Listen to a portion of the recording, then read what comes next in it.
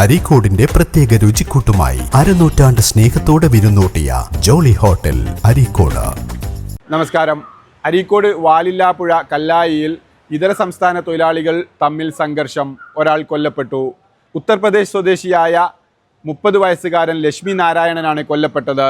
സംശയത്തിൻ്റെ പേരിൽ സഹോദരൻ കൈലാസിനെ അരീക്കോട് പോലീസ് കസ്റ്റഡിയിലെടുത്തു. ഇന്നലെ പുലർച്ചെ നടന്ന സംഘട്ടനത്തിലാണ് ലക്ഷ്മി നാരായണൻ കൊല്ലപ്പെട്ടത്. തുടർന്ന് രാവിലെ അയൽവാസി അരീക്കോട് പോലീസിൽ വിവരമറിയിക്കുകയായിരുന്നു. തുടർന്ന് അരീക്കോട് പോലീസ് സ്ഥലത്തെത്തുകയും സഹോദരൻ കൈലാസിനെ കസ്റ്റഡിയിലെടുക്കുകയും ചെയ്തു. മദ്യപിച്ചുണ്ടായ വഴക്കിനിടെ തലക്കടിയേറ്റാണ് ലക്ഷ്മി നാരായണൻ കൊല്ലപ്പെട്ടത് എന്നാണ് പ്രാഥമിക വിവരം. പോലീസ് കസ്റ്റഡിയിലെടുത്ത് ചോദ്യം ചെയ്യൽ തുടരുകയാണ്. മൃതദേഹം അരീക്കോട് താലൂക്ക് ആശുപത്രിയിലേക്ക് മാറ്റി. തുടർന്ന് മഞ്ചേരി മെഡിക്കൽ കോളേജിലേക്ക് പോസ്റ്റ്മോർട്ടത്തിനായി കൊണ്ടുപോകും.